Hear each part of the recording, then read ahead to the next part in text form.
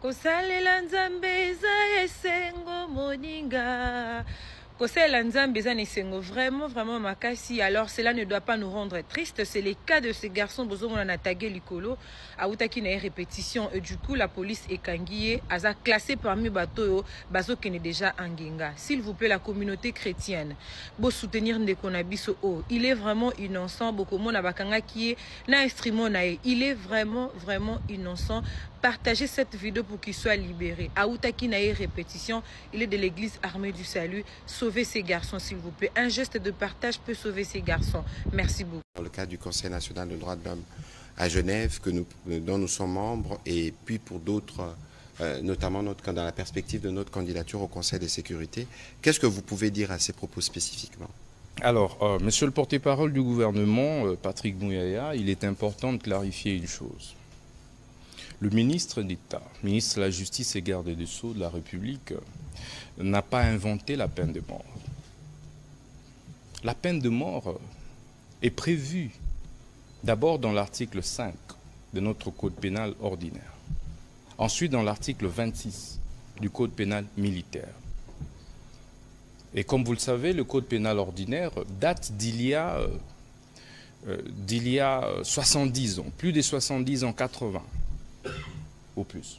C'est en 1940 que ce code a été élaboré, bien avant que le ministre de la Justice ne naisse. Il y a eu plusieurs modifications. Le législateur congolais n'a jamais touché à cet article. Le législateur congolais a maintenu la peine de mort.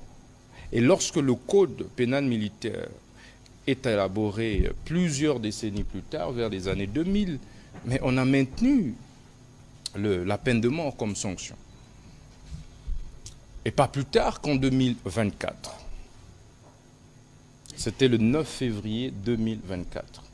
Au cours d'un conseil des ministres, l'option a été levée de lever le moratoire sur l'exécution de la peine de mort.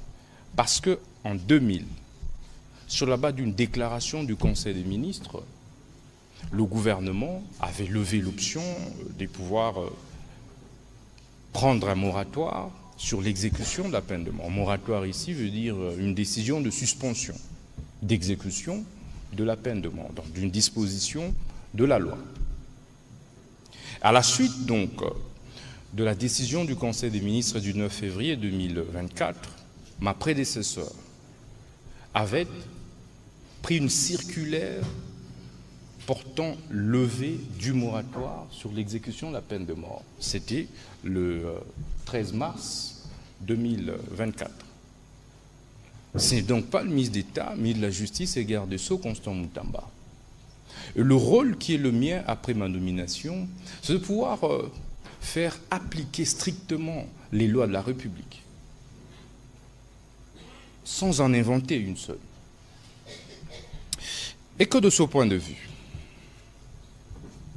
puisque cela est prévu dans nos lois, il va donc de soi que, étant dans un état de droit tel que le prescrit l'article 1er de notre Constitution, ce n'est pas le ministre de la Justice qui a élaboré cette Constitution. La République démocratique du Congo est un état de droit. Mais l'état de droit veut dire quoi? L'état de droit veut dire que les gouvernés et les gouvernants sont tous soumis à l'autorité de la loi. Donc ici, il s'agit de la dictature de la loi. C'est cela l'état de droit. C'est respecter les lois du pays. Dès lors que les cours et tribunaux congolais condamnent les Kuluna à la peine de mort, qui doit être l'attitude du ministre de la Justice et garde des Sceaux, est-ce d'annoncer qu'ils seront libérés? Est-ce d'annoncer qu'ils seront primés? Mais ont-ils été condamnés sur quelle base? Ces Kuluna, et ce n'est pas tous, évidemment, qui sont condamnés à la peine de mort.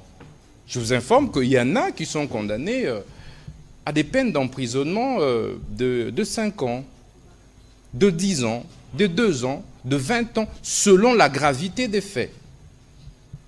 Par exemple, pour ce qui concerne l'infraction du terrorisme prévue par le Code pénal militaire, mais ce n'est puni de peine de mort que lorsqu'il y a eu mort d'homme dans la commission de l'infraction. Mais l'infraction, la peine maximale, c'est 20 ans. Donc ici, parmi autant, je vous ai dit que nous avons organisé plus ou moins 11, jusqu'ici, 11 procès en flagrance.